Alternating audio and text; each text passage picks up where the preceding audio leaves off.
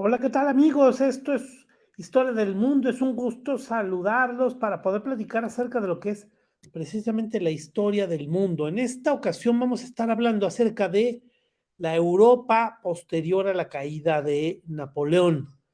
Ya habíamos estado platicando de la Revolución Francesa, ya habíamos estado platicando de la era napoleónica, que cambió la faz de Europa de una manera radical. Habíamos cambiado para hablar acerca de América Latina y todo lo que esto había repercutido, porque tuvo un impacto precisamente toda la época de la Revolución Francesa y la época del Imperio Napoleónico, el periodo napoleónico, habían tenido un impacto sorprendente sobre lo que sería América Latina. Y bueno, pues al final efectivamente regresamos a Europa porque es importante que también todo esto lo analicemos porque también está relacionado con esas historias. Entonces, en realidad, pues es importante poder hacer estas reflexiones. Y bueno, pues muchísimas gracias por acompañarnos. No duden en ver todos nuestros programas y toda nuestra historia en el canal de Historiadores en YouTube. Estamos ahí platicando acerca de todos estos procesos y vamos a continuar hablando de los modelos y de los momentos de la historia del mundo. Ahorita estamos hablando de la época después de la caída de Napoleón Bonaparte. Y bueno, pues al final, después de la caída de Napoleón Bonaparte, la caída de Napoleón Bonaparte tuvo dos momentos históricos muy importantes.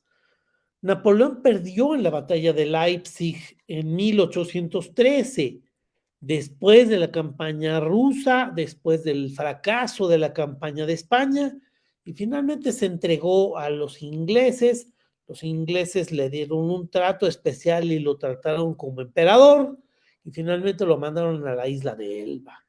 En la isla de Elba, Napoleón estuvo ahí exiliado y Europa estuvo trabajando, los europeos, el poder europeo, los gobiernos europeos, trataron de hacer un trabajo que se llamó a partir de ese momento la restauración.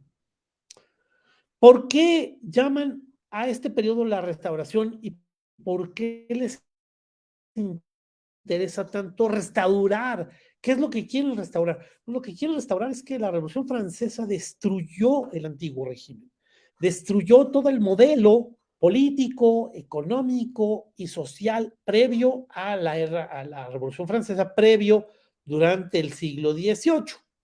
Ese modelo económico, político, social es importante tenerlo presente también, ya lo hemos platicado en otro programa acerca del antiguo régimen, pero básicamente consiste en el control de las élites, el control de los privilegiados.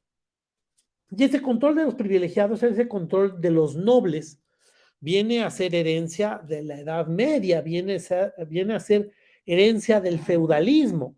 Entonces, esos personajes feudales que después durante la Baja Edad Media y finalmente durante el Renacimiento se convirtieron, durante el Renacimiento, se convirtieron en cortesanos de los reyes y grupos privilegiados que gozaban de una serie de condiciones favorables y que reducían el poder vamos, reducían la capacidad de participación de la sociedad. Pues eran grupos que al final se vieron afectados por la Revolución Francesa. Todos estos grupos eran gente que no pagaba impuestos, que eran los únicos que tenían puestos públicos, los únicos que se dedicaban a lavar y a justificar todas las medidas del rey. Y el rey, que era un señor feudal en la Edad Media, se había convertido en un hombre muy poderoso, el centralizador de ese poder y el centralizador de todos esos privilegios.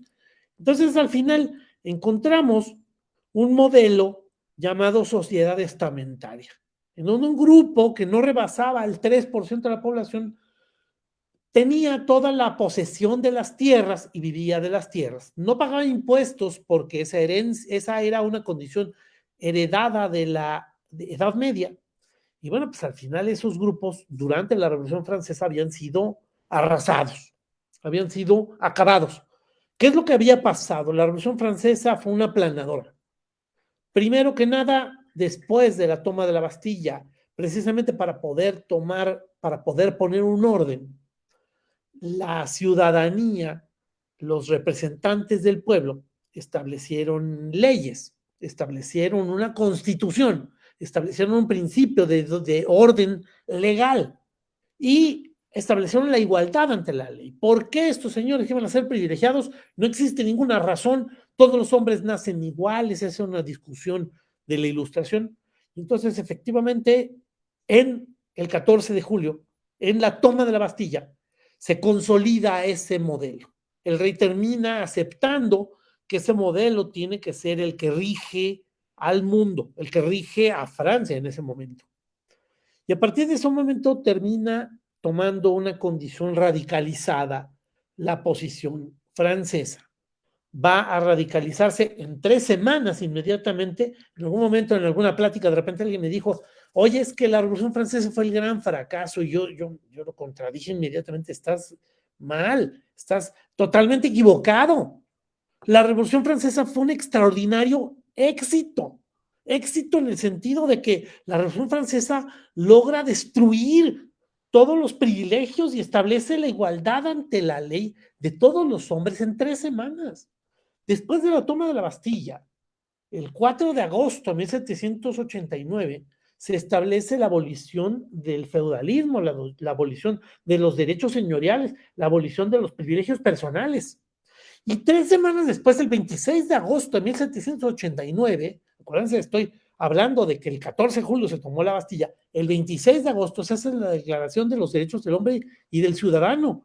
Es ahí donde se parte de lo que sería el mundo moderno. El mundo moderno como proyecto, como camino, estableció a partir de la Revolución Francesa la igualdad ante la ley, la condición en la cual no puede haber privilegiados. No es legal, no es legítimo que alguien no pague impuestos, tenga condiciones mejores ante el gobierno, se le favorezca ante condiciones de que, no, pues es que yo soy un privilegiado. ¿Por qué va a ser un privilegiado? Porque al final todo mundo contribuye a una nación, todo el mundo contribuye con su sociedad. Y esa es precisamente la condición que va a destruir la Revolución Francesa y que después de que Napoleón pierde, en 1813, un grupo de privilegiados de los países europeos que ven una amenaza en los principios de la Revolución Francesa, terminan uniéndose en el Congreso de Viena. El Congreso de Viena también se le llamó la Santa Alianza. Bueno, el Congreso de Viena buscó un proyecto y el proyecto se consolidó con la Santa Alianza. La Santa Alianza consiste, y el Congreso de Viena consiste en restablecer los privilegios, en destruir todo lo que había logrado la Revolución y en volver a poner un orden en Europa conforme al antiguo régimen, conforme al orden feudal. Es un retroceso legal, es un retroceso social, es un retroceso político. La democracia no es válida, no todo el mundo tiene que andar opinando, no se va a someter nadie a la ley, todo debe de ser conforme al orden del absolutismo. El absolutismo, recordemos que además establece como principio que el rey es puesto por Dios. Entonces, todas estas condiciones son destruidas durante el Congreso de Viena. Napoleón se escapa en 1815 y sucede que regresa a Francia y hace huir al rey de una manera dramática, de una manera sorprendente.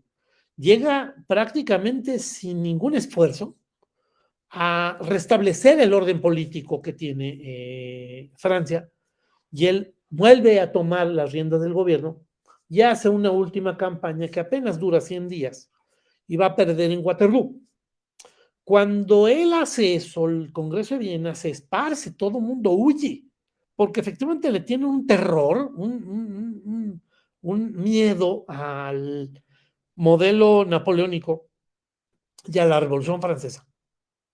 Que al final todo el mundo va a huir, van a hacer la guerra a Napoleón y va a perder Napoleón en Waterloo. Y el Congreso de Viena se vuelve a reunir. Hay muchas críticas al Congreso de Viena. El Congreso de Viena se dedicó mucho del tiempo a festejar, a celebrar, a hacer fiestas, precisamente conforme al orden que tenía el siglo XVIII eh, de sus excesos, de sus condiciones de desparpajo, de fiesta, de estar celebrando todos los días bailes. Y la labor política es muy lenta, pero sobre todo están notoriamente radicalizados en una posición conservadora. Queremos regresar a nuestros privilegios anteriores. Queremos regresar a nuestras condiciones previas. Todo lo que fueron los cambios que se hicieron con la Revolución Francesa y con Napoleón, vamos a destruirlos y vamos a restablecer el orden anterior. No es posible. Por más que el Congreso de Viena festejó y por más que el Congreso de Viena fue una fiesta, el orden anterior no se pudo restablecer en ninguno de los países que Napoleón había cambiado. Por supuesto, Francia había cambiado radicalmente. Cuando llegan a poner a un rey francés, hermano de Luis XVI, el rey Luis XVIII, el rey Luis XVIII termina aceptando y su gobierno termina manteniéndose, porque él acepta que todo lo que había cambiado de la Revolución Francesa se mantenga y no le regresa sus propiedades a los antiguos señores feudales, no le regresa sus privilegios a los nobles y no restablece un orden. Al final, el orden del antiguo régimen. Acepta algunas condiciones que se han logrado con la Revolución Francesa. Su posición resulta más o menos moderada y además él trata de ser un personaje que no quiere dar una imagen de un rey absolutista. Hay pinturas de Luis XVIII en donde está sentado en una mesa trabajando, rodeado de libros, con ropas austeras, sentado en una silla de escritorio. Entonces, la verdad es que esa imagen de Luis XVIII, a ver si por aquí tenemos alguna imagen de Luis XVIII, vamos a verla.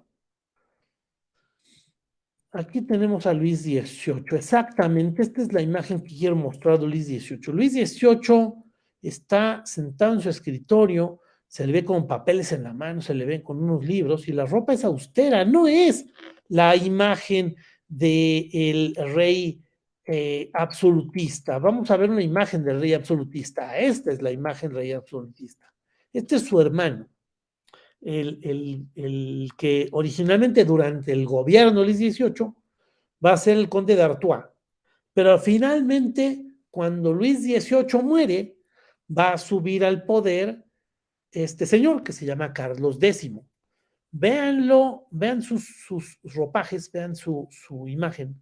Tiene ahí todo lo que serían sus flores, la flor de lis, que está puesta en toda su ropa, bordada con oro. Tiene unos ropajes sumamente excesivos de ostentación, llenos de oros, llenos de algodones, llenos de sedas, ¿no?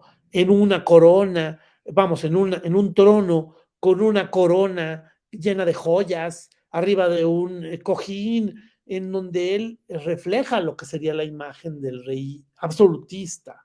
Estos tiempos habían terminado y él no lo entendió. Él es un personaje notoriamente egoísta, evidentemente, y su egoísmo y su soberbia lo llevan también a una condición en la cual evidentemente no entiende sus tiempos. Los tiempos habían cambiado, la Revolución Francesa ya no toleraba, ya había impregnado en prácticamente 2 generaciones una condición en la cual esto ya no es aceptable. ¿Qué es lo que evidentemente va a pasar después de la muerte de Luis XVIII? Un rey que termina dando una imagen de austeridad, veanlo aquí, contra un rey que es su hermano, que es el que va a subir después al trono, con esta imagen. Pues evidentemente va a detonar una nueva revolución, la revolución de 1830. Entonces, Francia va a tener una nueva revolución y va a tirar nuevamente al rey. El rey va a terminar teniendo que huir y esas condiciones, pues evidentemente detonan también las pasiones revolucionarias. Hay gente apasionadamente revolucionaria que va a tener todo el convencimiento y la entrega absoluta de todos los ideales de la Revolución Francesa, todos los ideales de justicia, todos los ideales de legalidad, todos los ideales de fraternidad, todos los ideales de igualdad ante la ley, todos los ideales de representatividad y de destrucción de absolutismo, sociedad estamentaria, privilegios. Eso es lo que tiene que destruirse. Y por supuesto la gente va a salir a las calles y va a detonar una revolución. Eso es precisamente de lo que estamos hablando durante todo este periodo de restauración. El hecho de encontrar un Congreso de Viena que pretende regresar a esto. Luis XVIII, que no fue el máximo representante de lo que buscaba el Congreso de Viena, pero después un Carlos X, que sí refleja lo que busca el Congreso de Viena, pues notoriamente es un retroceso que la gente va a rechazar. Y aquí llama mucho la atención lo que acabo de decir, el concepto básico de lo que es una revolución. Es un periodo revolucionario, es lo primero que tenemos que aceptar. ¿Y en qué sentido este modelo de un periodo revolucionario es importante entenderlo? Pues es que la sociedad reclama su espacio, la sociedad reclama su legitimidad, su autoridad. Y es ahí donde acudimos a lo que pareciera una consecuencia evidente de la filosofía de la Ilustración. La Ilustración fue la que establece en un documento, establece en textos, lo que termina siendo toda la propuesta que lleva prácticamente 150 años, 200 años de discutirse. El poder dimana del pueblo. Si el pueblo acepta y si la sociedad acepta un gobierno, es un mal necesario. El gobierno está para servir al pueblo y el gobierno está precisamente como un mal menor frente a la atrocidad que sería la anarquía, que sería una sociedad sin leyes, una sociedad sin autoridad. Pero el poder tiene que dividirse, tiene que equilibrarse, tiene que moderarse, porque está en función de la sociedad. Por eso debe haber división de poderes, por eso debe haber elecciones, por eso debe haber un poder ejecutivo, un poder legislativo, unas leyes bajo las cuales se rige todo este orden y alguien que cuide que la Constitución se proteja, que la Constitución se resguarde, que la Constitución se cumpla. El Congreso de Viena rechazaba todo esto y era un retroceso. La sociedad moderna siempre va a buscar a partir de estos momentos precisamente esta consolidación. Y además tienes un ejemplo atroz, que es una planadora. Estados Unidos ha estado creciendo todos estos años, precisamente teniendo las 13 colonias separadas y después con la venta de la Luisiana, una expansión de casi del doble de territorio, con un gobierno de un presidente dividido en poderes, teniendo una división de poderes, de poder ejecutivo, legislativo, judicial, una constitución, un parlamento. Y bueno, pues precisamente bajo esa condición es que tenemos un ejemplo aplanador para los estados europeos. Es además en ese periodo donde los países latinoamericanos logran su independencia. Y los países latinoamericanos que van a buscar su independencia y logran su independencia, lo van a lograr bajo el modelo revolucionario. Y bueno, pues eso es lo que ha caracterizado todo lo que sería los últimos 250 años. Los últimos 250 años han buscado consolidar los principios de la Revolución Francesa. Igualdad, legalidad, representación, democracia. Bueno, pues es precisamente el modelo. Aquí es donde encontramos a los reyes con una figura anacrónica, con una figura rechazada por todos los países americanos, como una figura, bueno, no todos, Brasil va a mantenerse en monarquía 100 años más. Todos los países van a buscar esa opción al final, hoy, para entender precisamente qué es lo que ha pasado y entenderlo al final, pues solamente encontramos a Inglaterra o a España como máximos representantes de ese modelo de reyes, de monarquía, una monarquía constitucional, una monarquía con cierta representación, con ciertos controles. De todas maneras, una monarquía muy cargada de absolutismo y muy cargada de discurso absolutista. Felipe VI en España hoy se considera puesto ahí porque Dios lo puso. Carlos III de Inglaterra, al final también reclama esa posición. Entonces, al final podemos ver esos modelos. Ahora, ese modelo monárquico que verdaderamente es anacrónico. Y bueno, pues precisamente aquí vemos el ejemplo de un Simón Bolívar o un José de San Martín o un Antonio José Sucre o un Bernardo O'Higgins que van a hacer toda la independencia de América Latina rechazando ese modelo. Esta es la Declaración de los Derechos del Hombre y del Ciudadano, la declaración establecida por los revolucionarios franceses, en donde establecen como un principio filosófico de política, de base filosófica política, en donde todas las naciones deben regirse por esto. Tan es importante este modelo que al final lo va a adoptar hoy la ONU, se basa en la Declaración de los Derechos del Hombre, precisamente como modelo que debe regir a todos los países del mundo. Entonces, ¿cómo aceptamos que la ONU ponga una declaración de los derechos del hombre y cómo rechazamos un modelo revolucionario? Es un absurdo. Alguien que rechace los modelos revolucionarios, los modelos democráticos, la división de poderes, pues está cayendo en un absurdo histórico, ¿no? Esto es precisamente parte de lo que vamos a vivir. Ahora, por supuesto, esto no va a estar ajeno a rechazos. La Santa Alianza va a jurar reunirse y hacerse todos los países con un ideal de los gobiernos para rechazar cualquier iniciativa de revolución. La Santa Alianza reunió originalmente a España, a Francia, a Austria y a Prusia como los países que van a estar cuidando que nunca más vaya a haber una revolución y nunca más vayan a ganar los revolucionarios un espacio. Finalmente, durante el Congreso de Viena se les va a juntar Rusia, y Rusia también va a ser parte de la Santa Alianza. Originalmente era una triple alianza, en la cual Francia no participaba como un ejemplo. Francia no tenía poder. Se le estaba haciendo el favor a Francia de volverse a incorporar al concierto de las naciones. Francia era castigada por haber provocado una revolución. Entonces ahora era España, Prusia y Austria los que habían hecho una triple alianza originalmente en el Congreso de Viena, y después se les va a juntar Rusia, y es ahí donde se va a llamar una Santa Alianza. El último que se incorpora y el último que va a hacer una colaboración y va a estar participando va a ser Inglaterra, que siempre va a estar muy receloso. ¿Por qué va a estar receloso? Entre otras cosas, por los intereses políticos, económicos, sociales de la época. Son más importantes que los principios filosóficos que quiere custodiar la Santa Alianza. La Santa Alianza quiere rechazar todas las revoluciones. Inglaterra precisamente quiere obtener la hegemonía mundial. Y entonces, si hay alguien que tiene poder en América, es España. España es una monarquía santa, miembro de la Santa Alianza.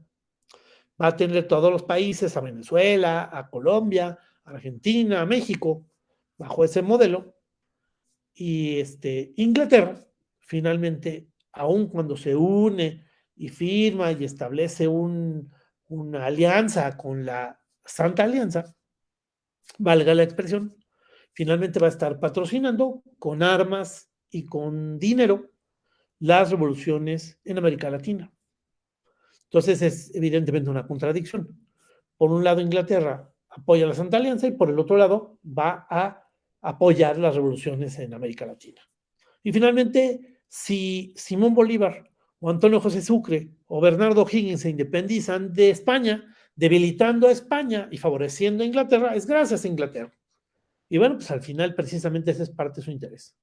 Pero Inglaterra, como un ejemplo que bien podría ser bastante actual, es un país que va a buscar la revolución y las libertades y va a ayudar a las revoluciones y va a buscar la división de poderes, y va a permitir los derechos humanos, y va a favorecer las libertades, y va a dar oportunidades democráticas a América Latina, pero por el otro lado del interior va a ser todo un estado represor.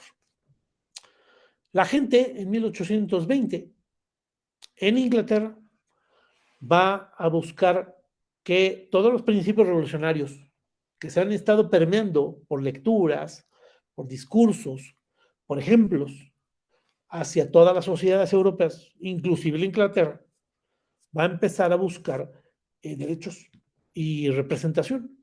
¿Qué es lo que reclaman los ingleses para 1820? Reclaman sufragio universal. Quieren que si se elige un parlamento sea porque se le pide la opinión a todos, y todos opinan, y los representantes del pueblo que están en el parlamento, si no todos, por lo menos la Cámara de los Comunes, porque acuérdense que en Inglaterra el parlamento está dividido en dos partes, la Cámara de los Lores y la Cámara de los Comunes, van a pedir que haya un sufragio universal para poder elegir a esas personas. Los nobles ya tienen su representación en la Cámara de los Lores, pero en la Cámara de los Comunes quieren sufragio universal. La gente va a salir a las calles y va a empezar a reclamar que ese sufragio universal sea una verdad, que se establezca en las leyes, que haya un procedimiento para que se les pida opinión. Y lo que va a hacer el gobierno inglés es buscar al duque de Wellington. El duque de Wellington es quien le ganó a Napoleón en la batalla de Waterloo. Y siendo el duque de Wellington un héroe para los ingleses porque le ganaron a Francia, un héroe para los ingleses porque destruyó la tiranía del ogro de Córcega, que estaba destruyendo al mundo. Finalmente ese personaje va a ser buscado por el Parlamento y por la corona inglesa, y va a lanzar una represión en contra del pueblo que está protestando buscando un sufragio universal. Y el duque de Wellington, el que anteriormente había sido un héroe, ahora va a atacar a la gente y va a hacer una masacre en las calles. Esa masacre se va a llamar la matanza de Peterloo. Precisamente el nombre lo va a tomar por el día en el cual se festeja o se presenta esta atrocidad, pero la terminación es precisamente en recuerdo de lo que pasó en Waterloo. Entonces ese día se le llama la masacre de Peterloo, y precisamente lo que quiere representar es la contradicción. Este supuesto héroe ahora ataca a su gente y la masacra, van a salir ahí sus soldados con sables, atacar a la población, porque el sufragio universal es un pedimento, es una petición revolucionaria, hereje, contraria a lo que sería precisamente el orden que Dios propuso, que es que haya privilegios, que es que haya un rey puesto por Dios, un orden que establece la Iglesia de Inglaterra, y que finalmente el pueblo que reclama derechos, el pueblo que reclama oportunidades, el pueblo que reclama representatividad, el pueblo que reclama igualdad, el pueblo que reclama legalidad, sea masacrado y sea sometido. Y precisamente esta matanza va a ser un ejemplo de, por supuesto, de atrocidad, de destrucción, de retroceso, muy acorde a lo que busca la Santa Alianza. La Santa Alianza no es nada pacífica. La Santa Alianza va a hacer represiones terribles en todo lo que sería el mundo en esa época. Bueno, quiero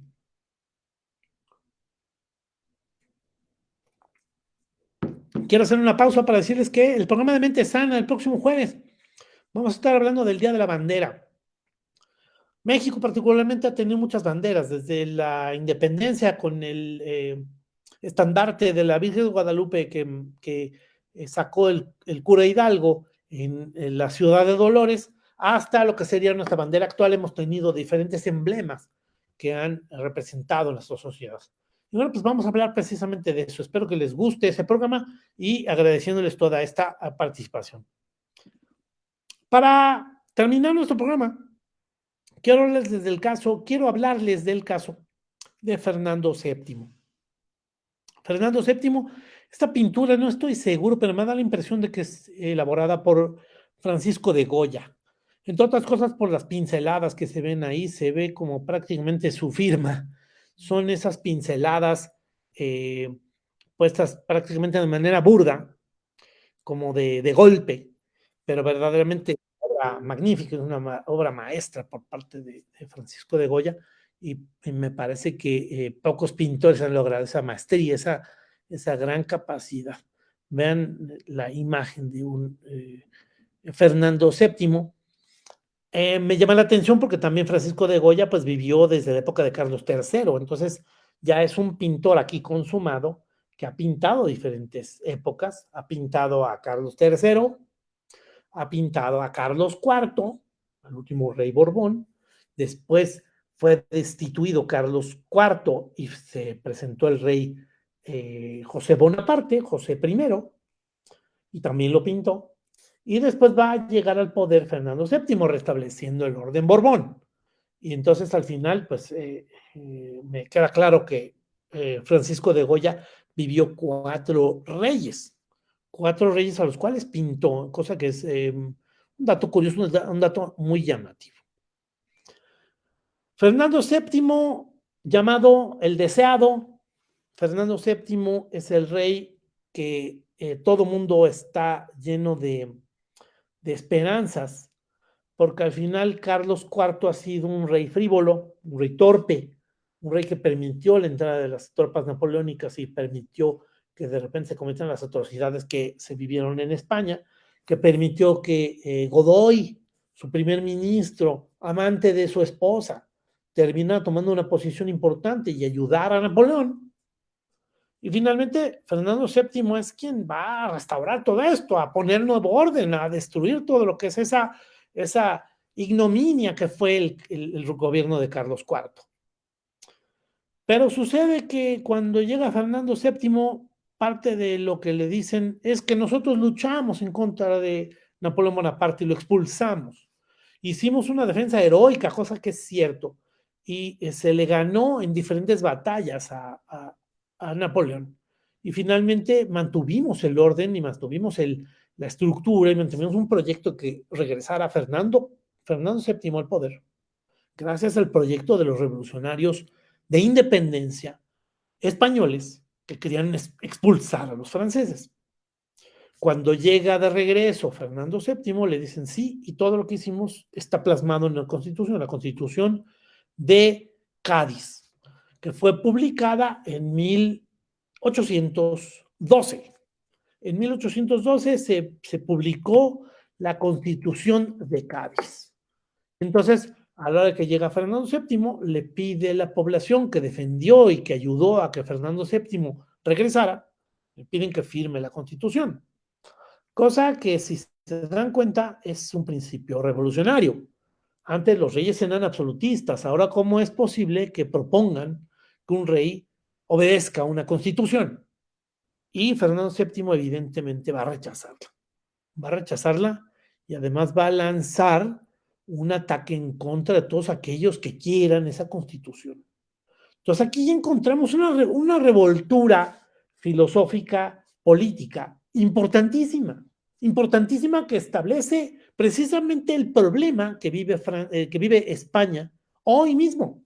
Hoy mismo España sigue teniendo todas las discusiones entre, oye, queremos una monarquía absoluta, puesta por Dios con un orden católico, o queremos un orden legal establecido por la sociedad que quiere sus propios derechos y que quiere sus propias reglas, que quiere una división de poderes y que quiere un orden legal y que quiere que todo lo que sea el orden político se establezca en base a la razón.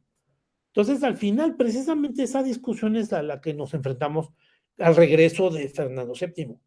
Fernando VII va a atacar la Constitución, va a perseguir a los que quieren la Constitución, los va a llamar liberales. Los liberales van a tratar de hacer una imposición de la Constitución, tratando de obligar al rey a que acepte la Constitución, y eso va a detonar una revolución interna en España. Dentro de esa revolución, precisamente va a haber grupos guerrilleros, porque estaban acostumbrados a la guerrilla, con la lucha en contra de Napoleón Bonaparte. Pero el gobierno monárquico realista va a perseguirlos al interior de España. Entonces, al final, algunos de ellos van a terminar siendo atrapados y otros van a terminar huyendo. Uno de esos que huyeron va a ser Francisco Javier Mina. Francisco Javier Mina era uno de los que querían que se aceptara una constitución en España. Nacido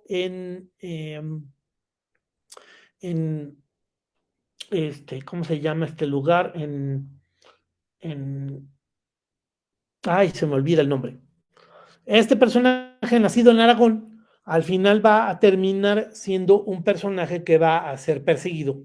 Va a huir a Francia, va a huir a Inglaterra y finalmente va a huir a Estados Unidos. Y desde ahí se va a poner en contacto con los personajes que hacen la revolución en México. Precisamente un orden liberal. Él pretende que haya un movimiento liberal que diga que todo el orden político debe de ser basado en la razón, en la representatividad, en la igualdad ante la ley, en la división de poderes, en todos los principios de la Ilustración. Y Francisco Javier Mina va a llegar a México y va a luchar junto con los insurgentes, junto con Vicente Guerrero. Finalmente va a ser atrapado y va a ser fusilado en México.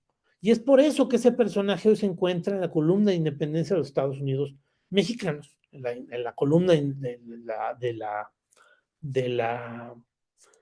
Ángel de la Independencia, porque es un personaje que defendió los principios de división de poderes, de eliminación de privilegios, de cumplimiento de la ley, que es lo que hoy seguimos discutiendo en México y en España.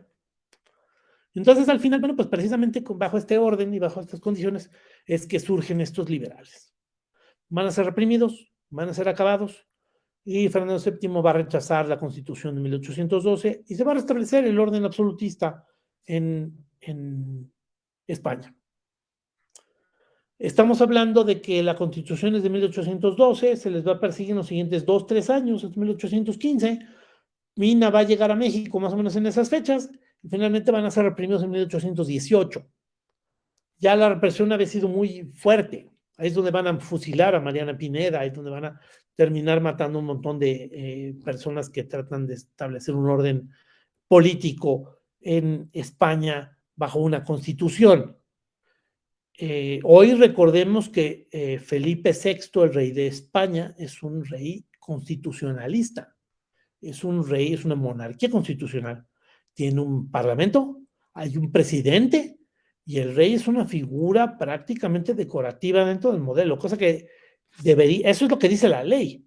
El rey no tiene una figura decorativa, tiene un peso político importantísimo, tiene parte del discurso político de los conservadores. Grupos como Vox o como el Partido Popular quieren al rey porque representa privilegios, autoritarismo, violación de la ley, porque de repente así es lo mejor para las clases que sí saben lo que se necesita en la sociedad y porque a ellos los puso Dios y son elegidos, no cualquiera es parte de esa sociedad.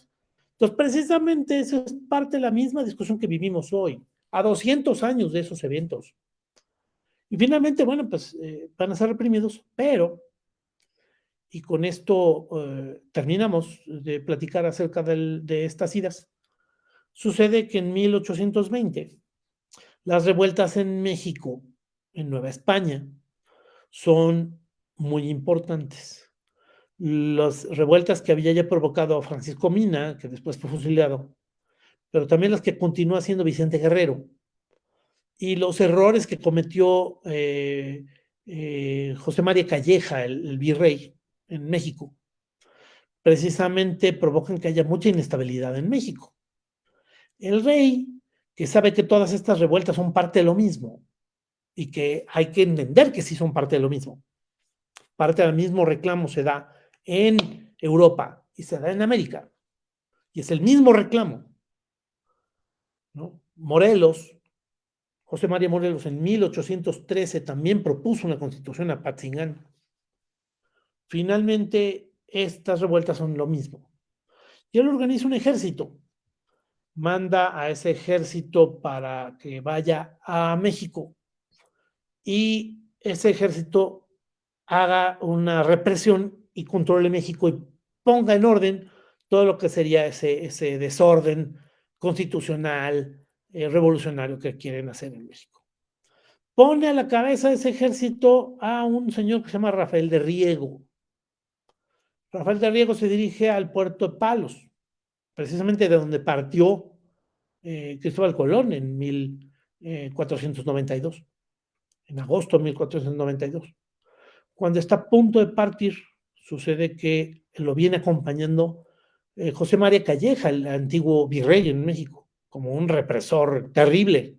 Hay historias atroces de lo que cometió José María Calleja en México en la persecución de los insurgentes. Y sucede que al final Rafael de Riego se da media vuelta, ordena la captura antes de partir en los barcos que están preparados para irse a México. Ordena capturar a José María Calleja, lo meten en una jaula y el ejército completo se dirige hacia Madrid y empiezan a avanzar con la idea de obligar al rey a que acepte la Constitución de 1812.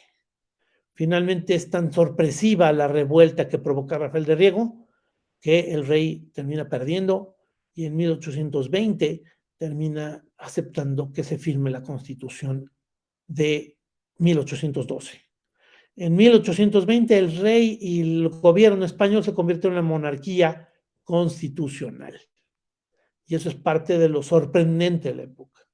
Es increíble que de repente un grupo del ejército, comandado por un personaje que estaba convencido del liberalismo, que estaba convencido de que el poder dimana del pueblo, de la división de poderes, del orden legal, de la representatividad, de la democracia, termine sometiendo al rey, un rey que notoriamente es un rey absolutista, a que acepte la Constitución y finalmente se establece un orden de monarquía constitucional en España.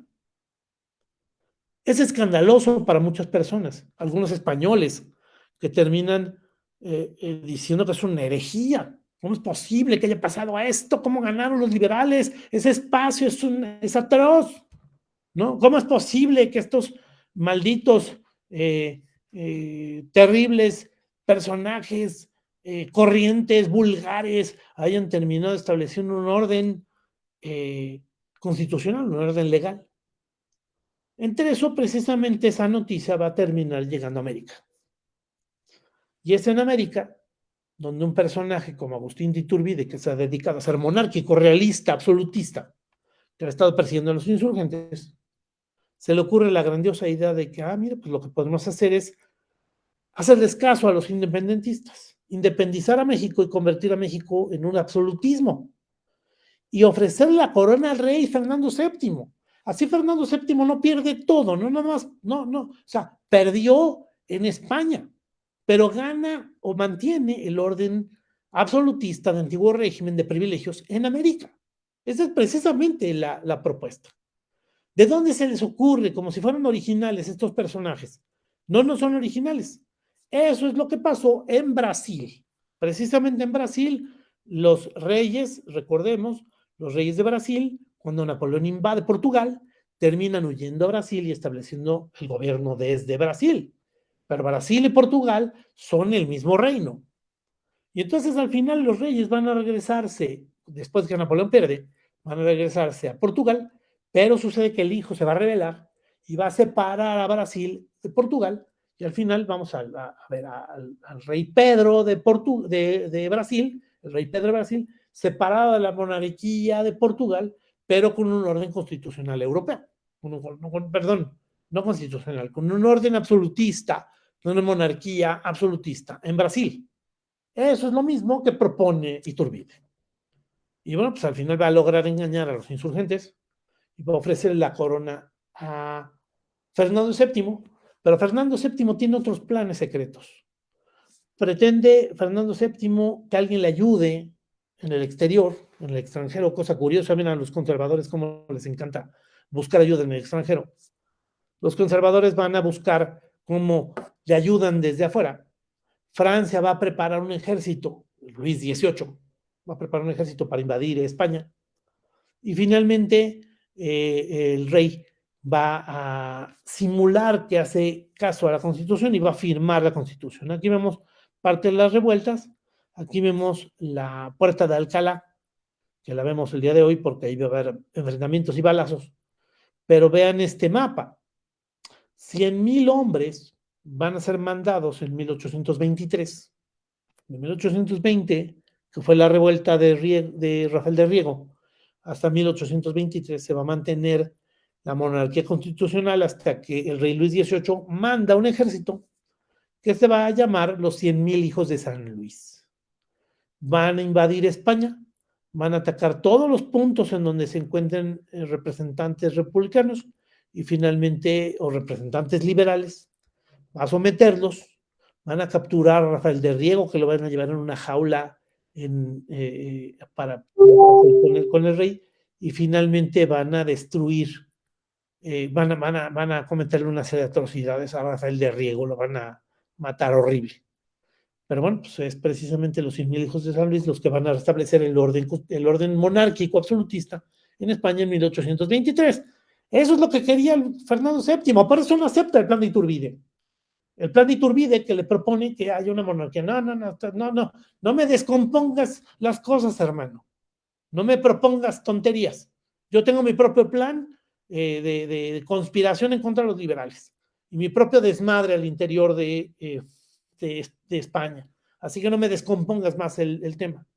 Pero bueno, pues la verdad es que ya vimos también que Iturbide va a cometer su propio error, va a independizar a México, va a poner una monarquía y esa monarquía va a fracasar y finalmente lo van a fusilar.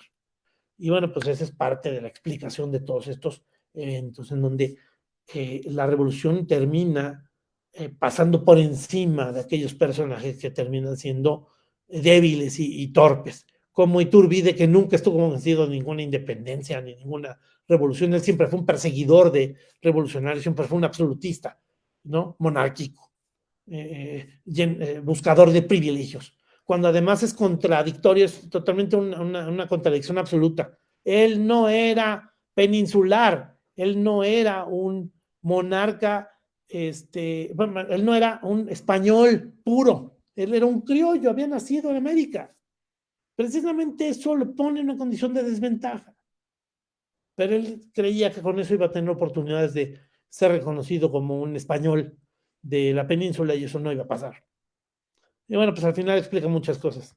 Pues amigos, con esto vamos a terminar el día de hoy precisamente hablando de lo que sería estas condiciones. Luis XVIII con esa imagen en donde él va a ser un personaje que va a apoyar la represión en España, va a restablecer el orden absolutista en España. Fernando VII va a terminar gobernando España durante 7 años más como un monarca absolutista, va a morir no dejando herederos y va a dejar todo este problema ideológico al interior de España. Precisamente después de la muerte de Fernando VII va a haber otra serie de revueltas donde la gente quiere los derechos liberales.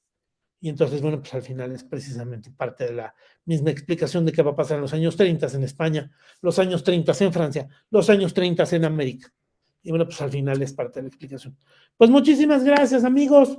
Me da mucho gusto platicar, comentarles esto. La verdad es que me apasiona esta historia, precisamente es parte de la historia del liberalismo, un tema todavía vivo el día de hoy. Y bueno, pues agradecerles precisamente esta explicación. Y pues nada, pues con esto me despido de este programa. Muchísimas gracias, amigos.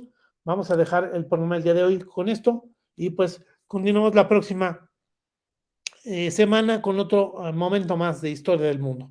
Muchísimas gracias. Nos vemos. Hasta luego.